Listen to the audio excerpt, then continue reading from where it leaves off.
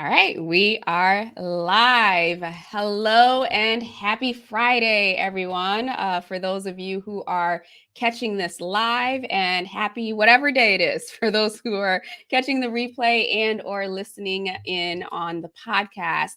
Well, I'm excited to be here with you and to have this conversation. The women that have come on for the series so far have been amazing, and I have no doubt that today's conversation is going to be just that. So for those of you who are completely new to me, I am Sabine Gedeon. I am the CEO of Gedeon Enterprises, which is a professional development and leadership firm where we work with individuals, we work with organizations in supporting them and helping the leaders within these organizations and society in general transform into the best versions of themselves, pretty much. So with that, I will not belabor this. If you are joining live, please feel free to say hello so that we can say hello back as we're having this conversation. Feel free to type in your questions or your comments, and we'll be sure to address those. So without further delay, I want to introduce my amazing guest, Miss Teresa Thomas, and she is a networking expert and author of Win-Win Networking. Sorry, I'll say that again. She is the author of Win-Win Networking, your guidebook for confident and effective connections, and 50 fun things. Enjoy the small things. Through her Win-Win Connects umbrella brand, she catalyzes meaningful connections for people, possibilities, and purpose. With 25 plus years experience as a connector for groups and individuals, Teresa has helped thousands to connect and grow through her programs, presentations, books, and network. Welcome to the show, Teresa. Thank you, Sabine. I'm really excited to not only share tips with you and that strategy, but also as a way to get to know you more. Because the more I find out about you, you are a fascinating person. And that speaks to the power of being strategic in your network when it comes to especially LinkedIn, because that's how the two of us connected. Yes, absolutely. Absolutely. And thank you for that. So before we get into all the tips and tricks for those who are tuning in, tell us a little bit about you, your career journey, what led you to building up this network, so that we can get a little bit of insight on the past.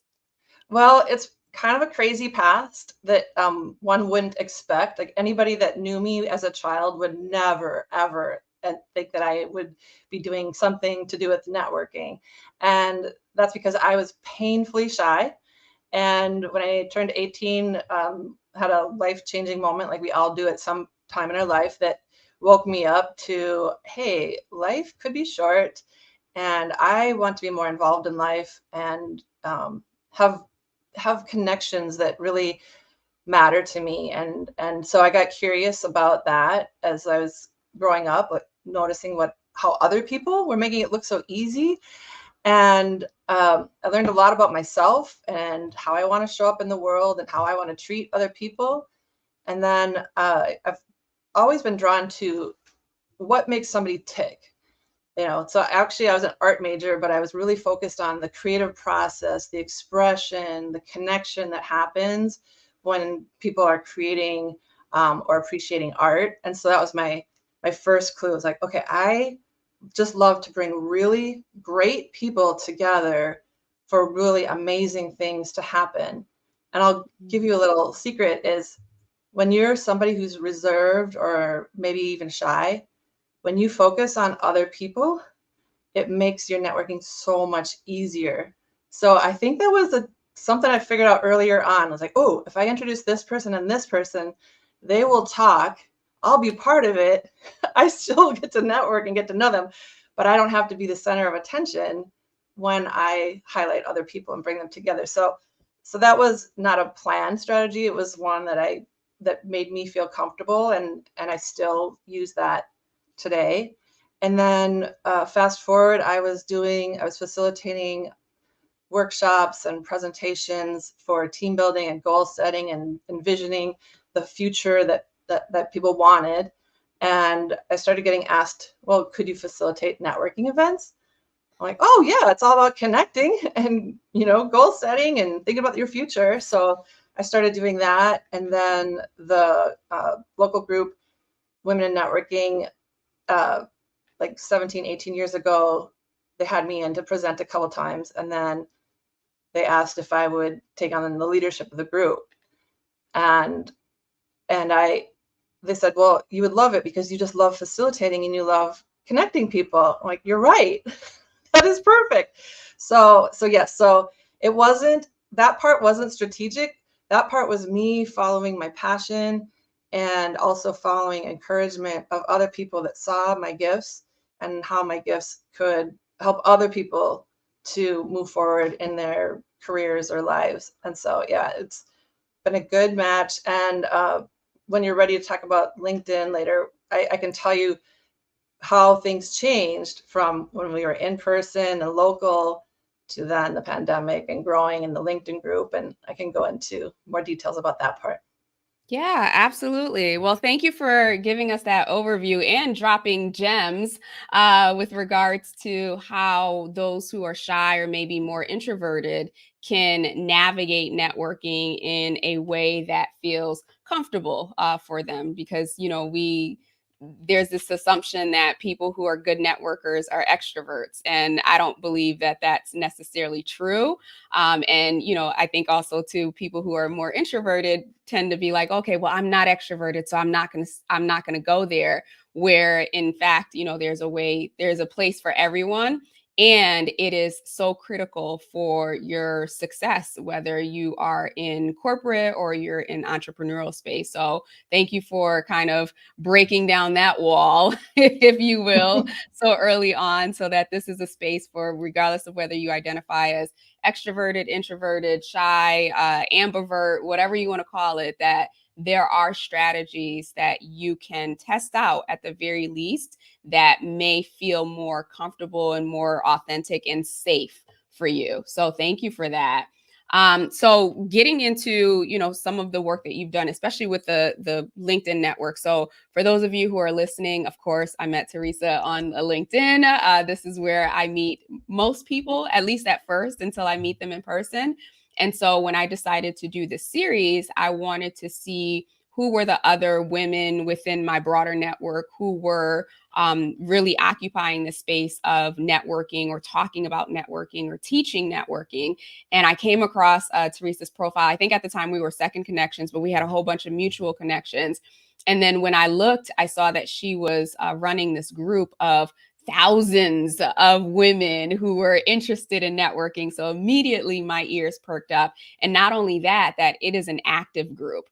As we know, LinkedIn has gone through its seasons, if you will, of like groups being popular, groups not being popular, then they're popular again. So the fact that you've been able to maintain and sustain this active group of individuals is really, really impressive. So I'd love to hear a little bit more about what the focus of the group is, who joins the group, like what are some of the benefits of being part of it?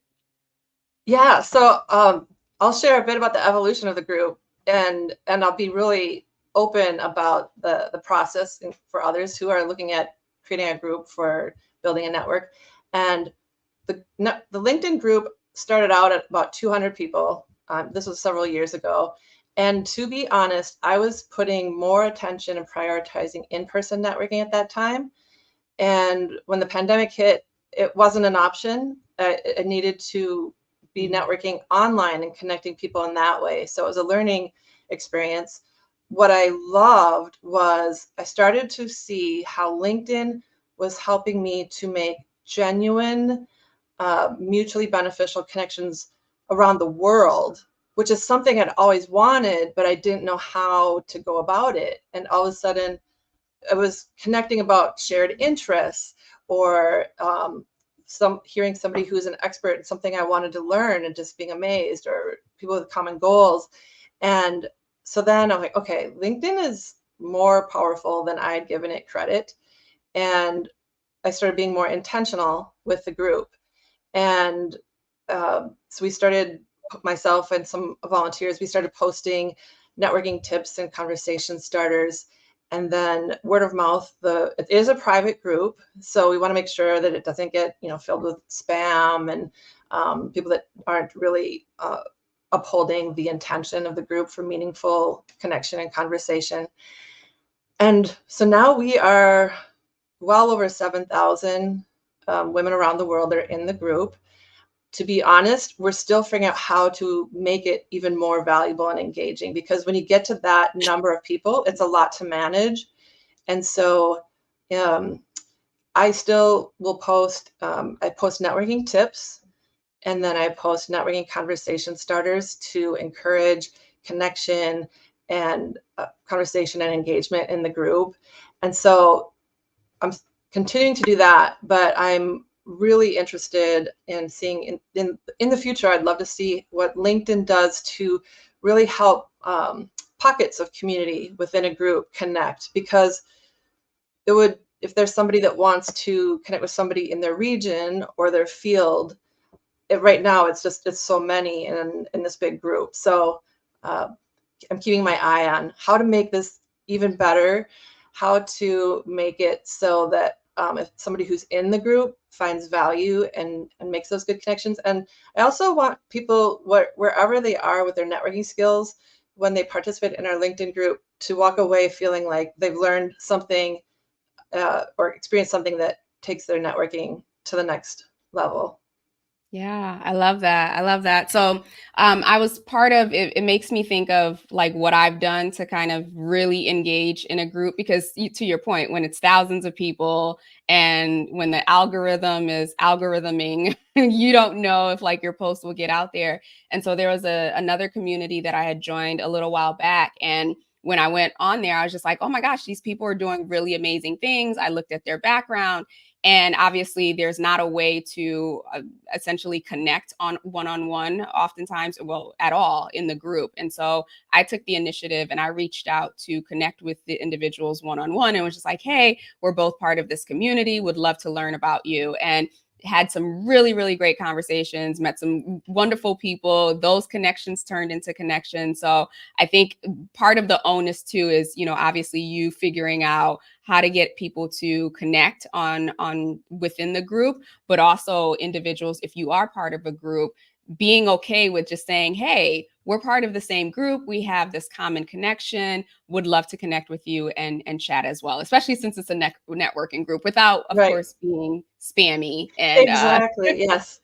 yeah, Yeah, that's important. that's an excellent strategy, is when you see people that you resonate with, and then connect with them and get to know them more that way. Everything you said is just exactly what I want to happen in the group. And it is really fun when I start seeing connections in the group, like conversations, and I see people like, oh, they're getting to know each other. This is so exciting. Love that. Yes, it's literally every connector's drug, if you will, being able to see that. Are you a Um, connector on Strengths Finders? um, Great question. You know what? I took it so long ago, I don't remember. I know obviously Coach is one of my top 5, strategists is one. I'll have to go back and see if Okay, Connector is one of them. I bet it is. Yeah. So, I love the fact that you have the expertise on the in-person side as well as the online. And obviously it was by circumstance that you had to do that. But now that the world is opening, right, we're seeing a lot more opportunities for people to get back in person. And actually, there's just this like yearning in the consciousness to be with other people again after being isolated, for so many years. So I'm curious, what are your thoughts in terms of, for people who are, maybe they have not been out in a while, they got so comfortable being behind the screen, i.e. me, what tips can you give in terms of how to ease your way back into being in person? That's what part one. And then two, because the narrative around networking, I feel, has shifted where it's a lot less transactional, which is a good thing. Yeah. And it is really about building relationships. How can they begin to ease their way into, one, stepping out, and then two, shifting from a transactional mindset, if they had that, to more relationship building? Where now that we're re-entering, there is a lot of social anxiety that a lot of people are carrying. But what the beautiful thing that I'm seeing is people are way more intentional about how they spend their time, who they spend their time with, and how it moves them forward in their lives. So I'm seeing less people going back to business as usual habits of what they always did, but weren't really sure if it gave them results or if it even made them, fulfilled their interests or energized them. So what I love is people are stepping back and assessing, okay, what do I want to, how do I want to network? And I loved what you said earlier about trying things, because a lot of people, if they haven't done a lot of networking, they expect that networking is all the same kind of layout, same kind of vibe, and it's not. And the old way of networking was often like, join this group, you have to come X number of times, instead of being part of multiple communities and having those intersections happen.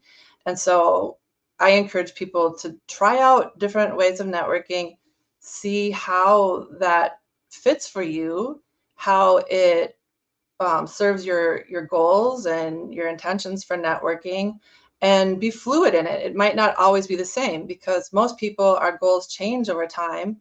And when our goals change, well, then that probably also not only affects the way we introduce ourselves, or the ways that we, maybe ask for input or resources from the people we meet, but it also influences, where, how often, the messages that we're sharing in our networking. So just really that intentionality just keeps coming up, is not feeling like you have to do what everybody else is doing.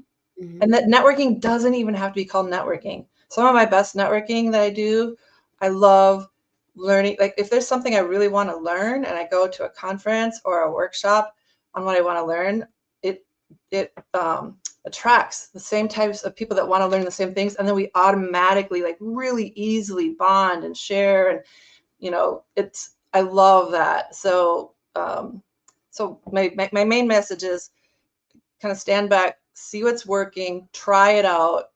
Don't give up if one way doesn't work. Like, try some other ways. And then I can go into this in more detail later if you'd like, but I recently posted on the power of having a role in your networking.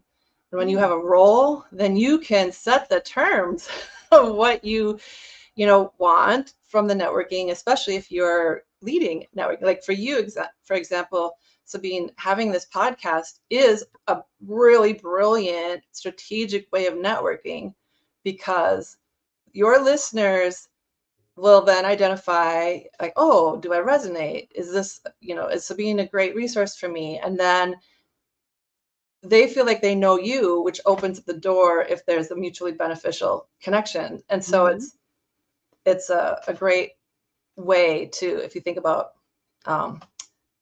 being intentional, how you show up, how you're perceived, how you follow up, all that builds to much higher success in networking. Yeah.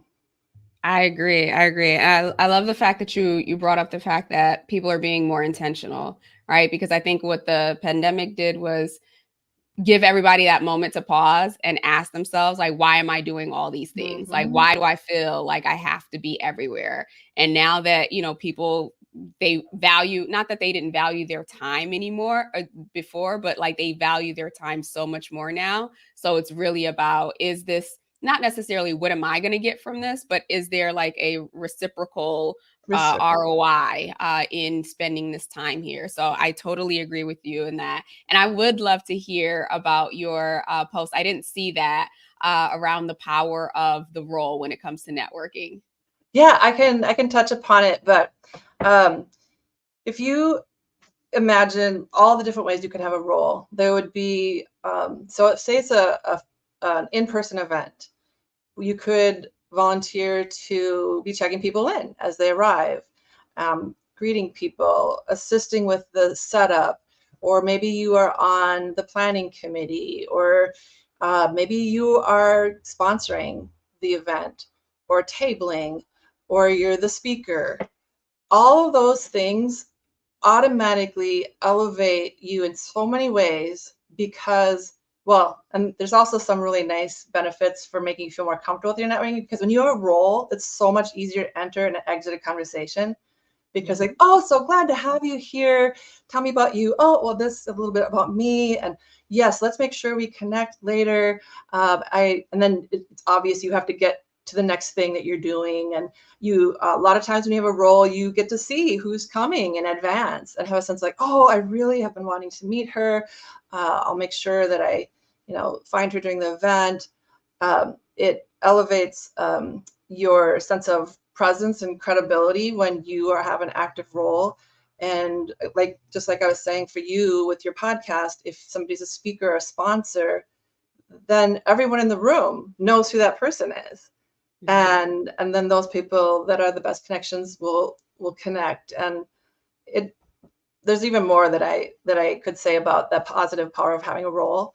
One more thing I will say is I have started training others to facilitate networking events and groups, and in a way that creates meaningful connection. And when I'm doing that is I'm getting feedback from facilitators that when they can't find a group that fits what they want, well, then create your own.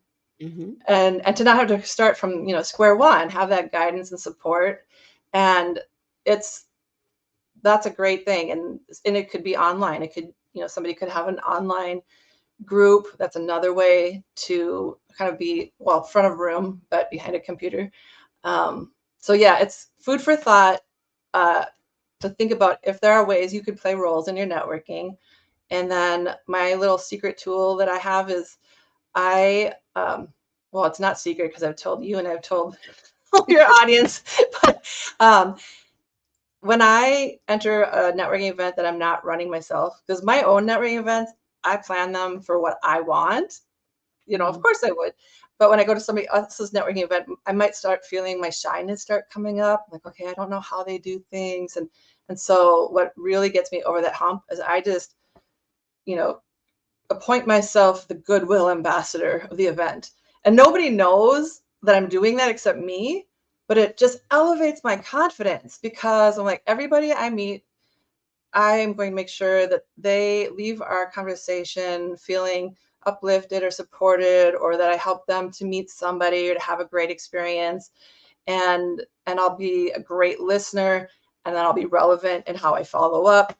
So that really it increases confidence when you really are present and listen and hear what the other person needs, because then you can be that relevancy and deepens that connection, versus when people get nervous, usually they start shutting down and not listening, and it becomes clear to the other person that they're not being heard.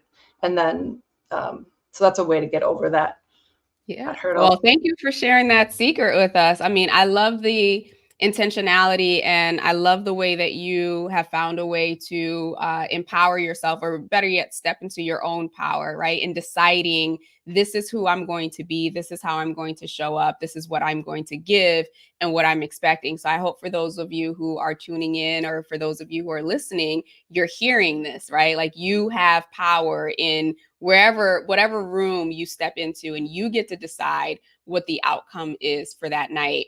It's so funny. I had going back to what you said about the social anxiety, and then also this, during the pandemic, obviously, like, I didn't stop networking. I just did it mostly online. But shortly after, and by shortly after, I mean 2 years later, I found that, like, I still did not want to go to in-person events. And it had nothing to do with, the COVID-19 or anything like that.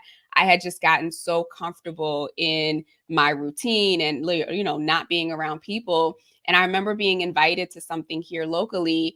And, it was an event for an organization that I'm part of. And I was just like, okay, yeah, I'm going to go. And then, like, the night of, like, I was starting to, like, get ready, and I was just like, oh, but my hair's not done. And then I don't know, like, and I literally within 5 minutes talked myself out of something that, like, I was so excited to be in. And it wasn't until later in the week, someone else, because it was a week-long conference, someone else reached out to me, and they were like, oh, hey, I went to this conference. They have this expo, like, we should go. And immediately I felt this this relief, like, oh, okay, if I'm here with this person, then okay, it'll be okay. And I was like, that was that moment where I was like, okay, pause. Who are you right now? Like, when have Mm-hmm. you ever needed a buddy to be at an event? But it made me realize that, part of me talking myself out of that event and previous events was really social anxiety. Like I guess I forgot how to be around people. I didn't want to be around people, you name it. Mm-hmm. So it is real. And even if you are extroverted, even if you love being around people, you can fall into that trap. And just recognizing that if you are feeling a little bit of social anxiety and you have an event to go to, invite Yes. someone to go there with you so that they can be, your support person. And then it's like, once I got there, I did my thing, right? It was nothing, but knowing that someone else was there made it a lot easier for me to step out and attend. And then the other thing that I wanted to share is even just with regards to, being intentional about your time and really deciding what you want to get out of every event. Just recently this week, I had a choice of two events. Like, one was going to be online and one was in person. And because I know that I want to be in person more, I made the choice to go to the in person event. But even as I was driving there, I was like, all right, God, allow me to meet with the people that I'm supposed to meet with, engage with those, and, let them engage with me too. So, similar to what you're doing, I was setting the stage of how I wanted to show up, who I wanted to connect with. And by golly, if I did not meet the two people that I absolutely needed to meet last night. And so there is power in setting that intention and then declaring what you want from that event up front, for sure. Oh, absolutely. And that whole buddy networking thing it it's so helpful. Like, even if somebody's not nervous, it's helpful because I encourage people to also have a strategy with your networking buddy to say, okay, what are you hoping for the event? Well, this is what I'm hoping for the event. And then not being tied to the hip, but when you want that comfort person, you can come back, but then what I love is introducing each other, to the people that we're meeting. Mm-hmm. And that's a really wonderful thing too. And I have a much easier time talking about how great somebody else is than myself. And so when I've done buddy networking, and sometimes my buddy doesn't even know that I'm doing this, they're like, they're my buddy, but they don't know that I have a strategy. But I'll just talk about, like, oh my gosh, if want an editor, she is amazing, and this is what she's done. And then without her even knowing, it's natural for her then to say, oh, well, I've really loved working with Teresa because of dot, dot, dot.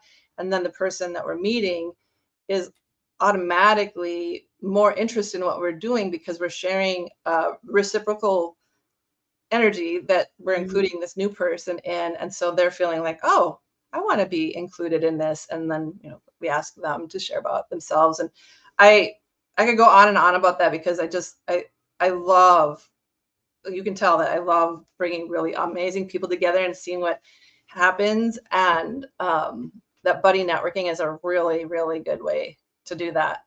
Yeah, absolutely. And so going back to the connector, and then I want to switch gears on and talking about LinkedIn specifically. So I literally just posted about being a connector because my guest a couple weeks back said, if nothing else, right, if you don't feel comfortable going to events, if you don't feel comfortable introducing yourself and whatnot, like, be the connector, because this Mm-hmm. connector is like, one, it helps you, to your point, right, break out of your shell, get comfortable. But then it also, people are going to remember that, oh, Teresa's the one who connected us, right? Like, Mm-hmm. that stays firm in people's mind. I used to do, or I still do it, a workshop, and this was more centered around people who were in organizations when they were thinking about their broader, I called it a success circle then, but more so of like, who are your board of advisors within the organization, within and without, right? So it's your sponsor, it's your mentor, if you have a coach, your manager, your peers. But I also included the super connector.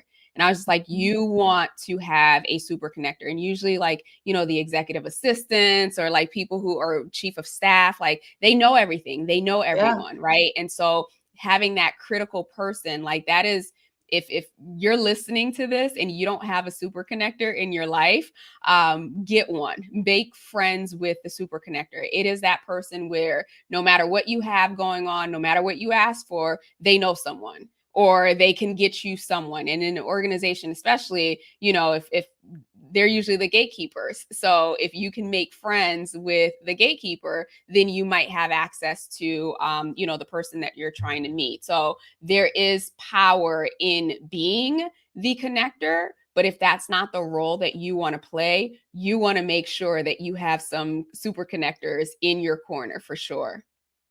That's a brilliant point. Yes. Very strategic. Yes.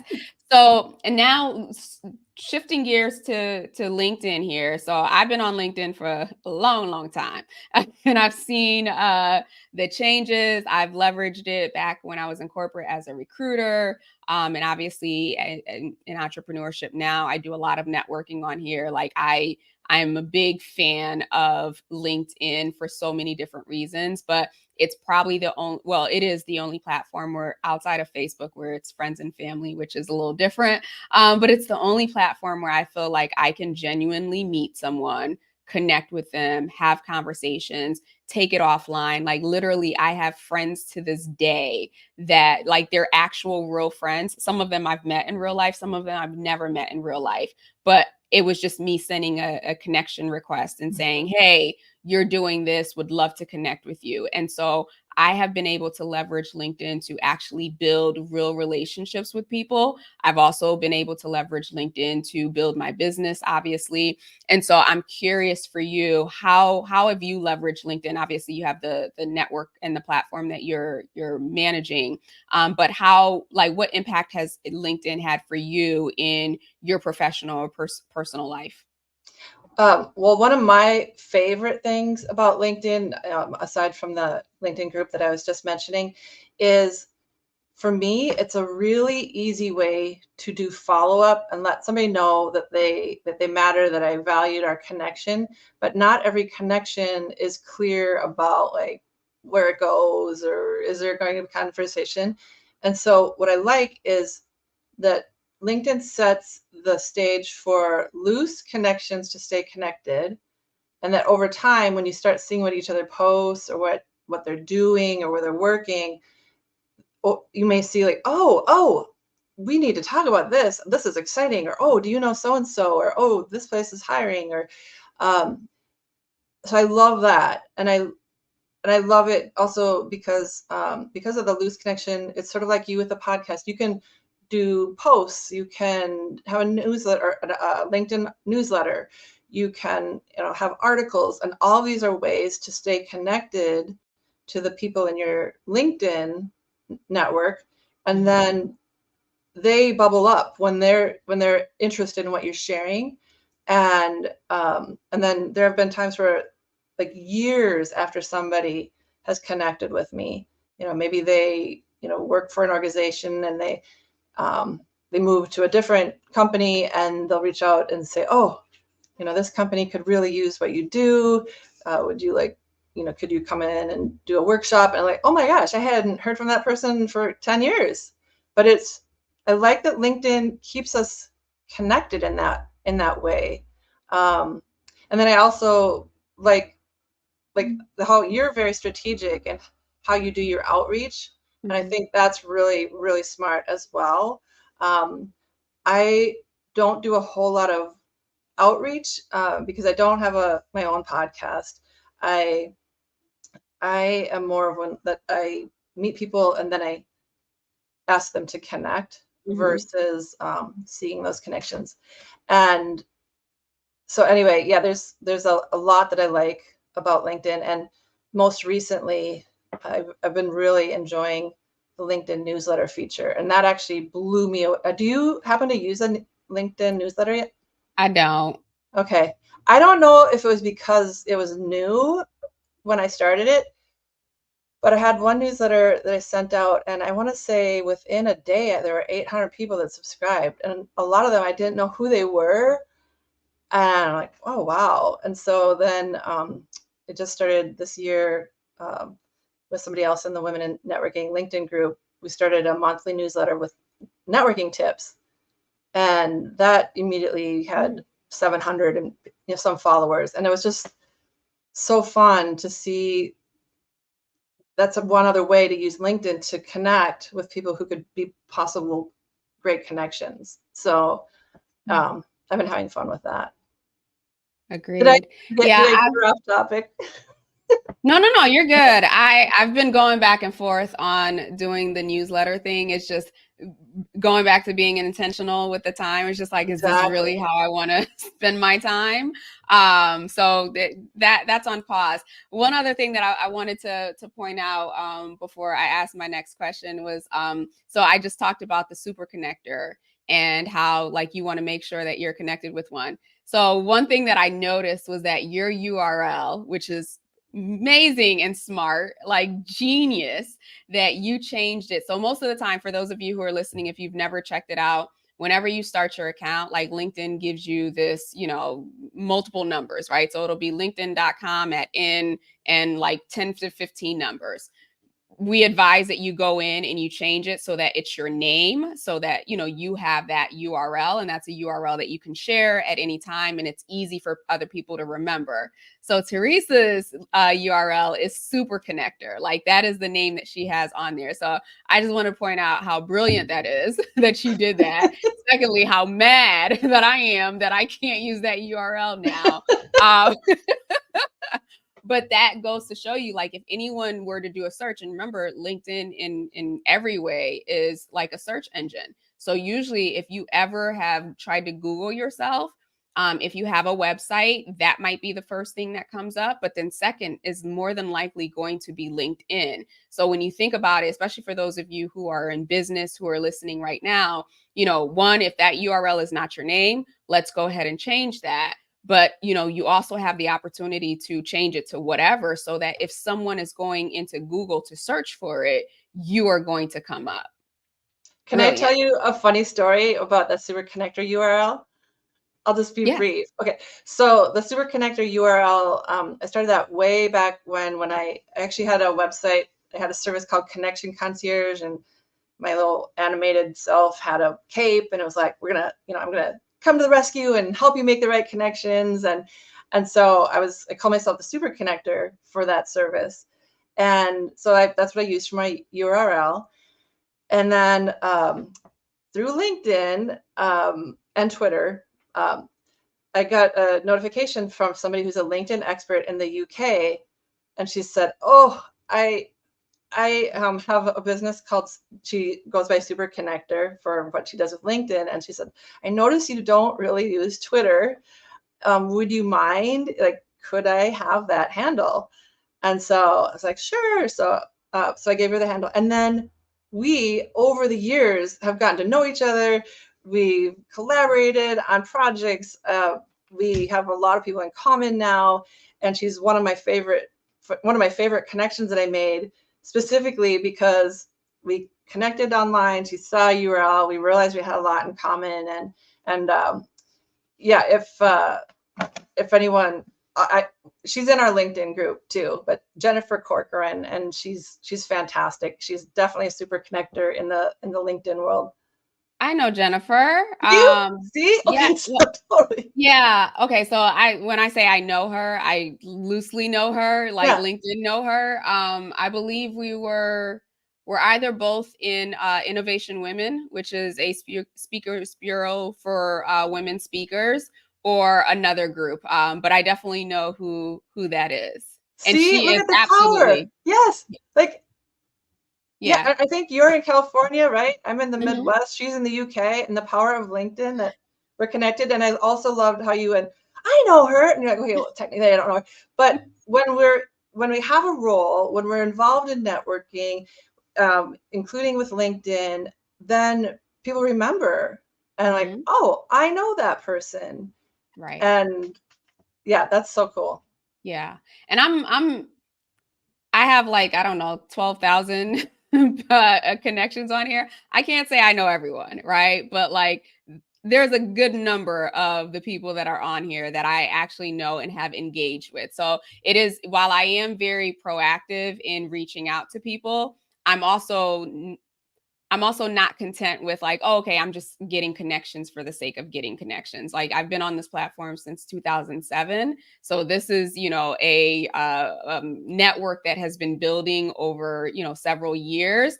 And I would like to say that at least 60, maybe 70% of the people that I'm connected with, there's been some touch point outside of just clicking the connect button. And I think that that's an important piece too. But on the flip side, I've also met people who are like, I don't connect with anyone I don't know. There's 7 billion people in the world. Like, there's a lot of people you don't know. Like, why would you limit yourself to that? Like, I've met some of the most amazing people, present company included, on this particular platform. And so I would encourage you, if you have that mindset of I only connect with people that I know, you're really, really limiting yourself. Now, granted, there's a lot of spammers, there's a lot of people looking to sell, but read the context clues in their Yes. invite to figure out, okay, is this someone who's going to immediately pitch me something, or is this someone who is genuinely connecting? And use your discernment on whether or not that's someone that you want to connect with. So I say all that to say, don't limit yourself, but also be intentional that if you are going to connect with someone, that it doesn't just, it's not just about amassing connections, that it Right. is Oh yeah. because you want to meet or engage with these people in some capacity. Absolutely. Yeah. That meaningful piece. It's not about numbers. It's about the quality of those connections. Just like when you said you went to that event and you made two amazing connections versus, 50 okay, connections. Like, which would you rather have? Those two amazing connections. So same thing for online. Yeah, absolutely. So as far as like LinkedIn, I don't know, tips and tricks and whatnot, because I know you do some training on LinkedIn as well. What have you seen, or what have your clients or other facilitators found as like the most beneficial tip on navigating the platform itself? Sure. So I do teach on networking and train others on that. And I feel like I'm pretty good with LinkedIn, but I have to say I am not a trainer. So what I do is I refer people to trainers such as Jen Corcoran, who you were just talking about, because they are so good and they're so they follow the trends and the techniques, and so I learned from them and then use that myself. But personally, the things that I'll say as a non-expert are that I find useful is to regularly post. Now, sometimes I forget or I get busy and I don't, but to regularly post, it helps you to stay connected with your networking community. And so, what I mean by that is, especially if you can share an article or share something that is your own content, if you can. You can share other people's content, but then that helps them get to know your interests, but it doesn't really help them to get to know you and your expertise and what you might be like to work with. So, and this is one thing that I love doing. It goes back to the in person and how I love talking about how great other people are. I also like to do that on LinkedIn.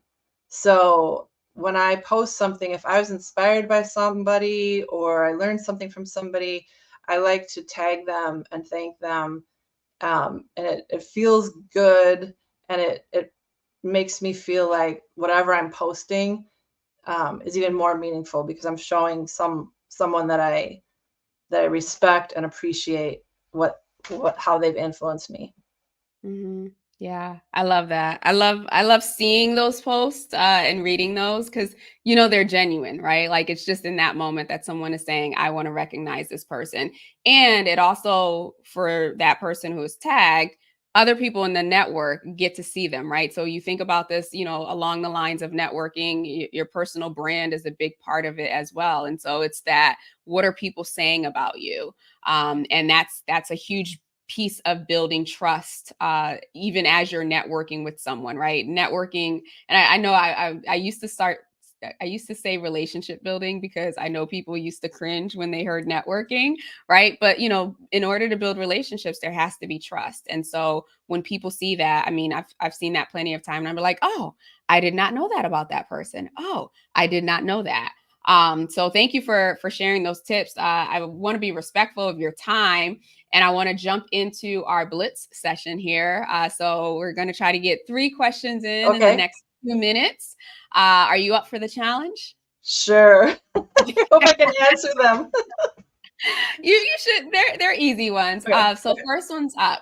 So based on what you know now, throughout your career and all of your experiences, if you could go back to the shy version of Teresa and give her a piece of advice, what might that be? That what makes you different and unique is what makes you special and sets you apart. Mm, mic drop. Love that. Love that. Okay, and then looking forward, as continue this work, continue to impact the lives of others, continue to connect people. When you're looking back at your career, you're looking back at your life, what do you want the narrative to be? I'm a very purpose-driven person, and I feel like my life is meant to connect really wonderful people so that they can have fulfilling lives. I feel like that's my way of making the world a better place, and it ripples out, and I don't always know the effect that I'm having, but I get enough feedback that it fuels me like, okay, this is who I'm supposed to be. I'm supposed to be that connector, that encourager, that catalyst. And so even if my name wasn't remembered, I would want my legacy to be that I've opened up um, for people to see ways that they can connect with each other with less barriers, see the humanity in each other, to want the best for each other. I know, some people have accused me of being Pollyanna with that, but that's really the vision is like when we share what we care about and our joys, that's a bridge builder. When we show that we're interested in what somebody does, that's a bridge builder. And so that's what I strive to do in everything I do is just foster those connections that feel purposeful, meaningful, mutually beneficial, um, and that people feel heard, welcomed, and can show up and do their work or their life in even better ways because of the connections that they're making. I love that. I love that. And there's nothing Pollyanna about that. I do Thank you. believe that we each have, like a big divine purpose, and it's always rooted back into leaving the world better than how we found it. And touching the lives of those we get to engage with. So I love that as your legacy. And then last but not least, as you think about any books or a book that has been pivotal for you in your development, whether personally or professionally, what might that be? Yeah. So there is a book, I read it long ago, and it's by someone here local, Dr. Verna Cornelia Price. And Mm, she wrote The Power of People, the 4 kinds of people who can change your life. And her message is really clear and powerful and can be applied to work, business, networking, personal relationships.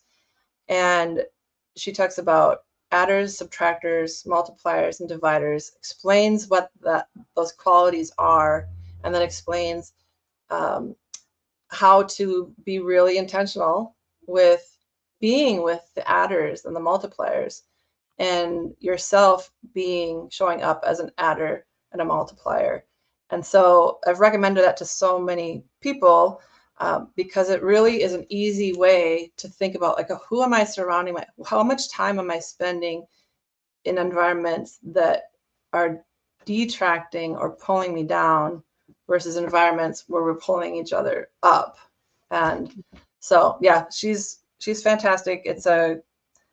Um, it's a very like it's a book that you'll read it and you'll like remember it forever. okay, awesome. I will include that in the show notes. And so, for those of you who are watching live or will catch the replay, it's The Power of People, the 4 types of people who can change your life. And Yeah. and can you say the name of the author again? Yeah, it's Dr. Verna Cornelia Price. Okay, awesome. That will be included in the show notes. With that, Teresa, thank you so much for your time. Thank you so much for your nuggets of wisdom, for showing up, and obviously the tips that you've given on how to be a connector, how to navigate networking, regardless of whether you're an introvert or an extrovert, and then certainly the encouragement that, now that we're now that we've shifted as a society, if you will, we both are encouraging individuals who are listening or watching to this, or watching this, to, step out, meet people, connect with people, or engage with connectors so that they can connect you with people. There's just power in the multitude. And so, to the extent that you can step out and build these relationships, I think it just enriches everyone's life.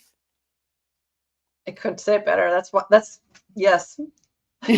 Awesome. Oh, I'm sorry. One last thing. How can people connect with you if they want to connect with you? And then what do you have going on that you would like to share with the audience?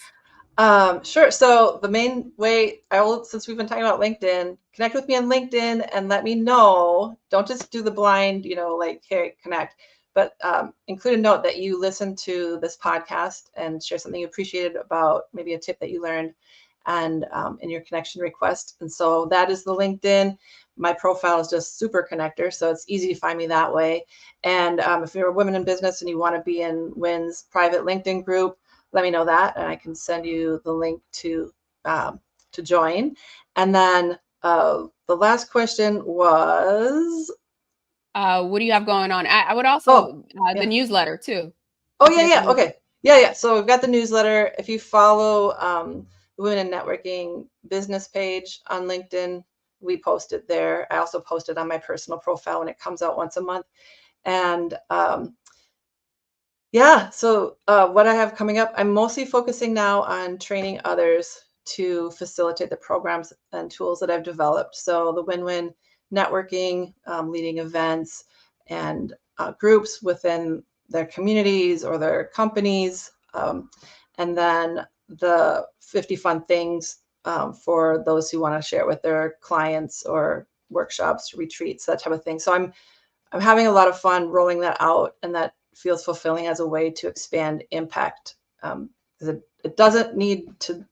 I don't want my tools to just be for me to use, but for others to enhance the work that they do for their clients. Absolutely, absolutely. And we will also include your books in the show notes as well, so that for my audience, they know I say it all the time, leaders are readers. So that will be a great resource for them to check out some your content around networking. Wonderful. Thank you. Awesome. Well, thank you so much, Teresa. Thank you for this conversation. I walked away energized and ready to network today. So thank you for that. For those of you who are going to watch the replay, feel free to type in your questions and we'll come back and respond to those. And of course, for those of you who are on the podcast, feel free to reach out to me if you have questions. And please connect with Teresa. Let her know that you heard her on the podcast and maybe a tip or a takeaway. And so with that, we will be back next week with another female powerhouse. Have a great rest of the day. Take care. Fantastic. Happy connecting.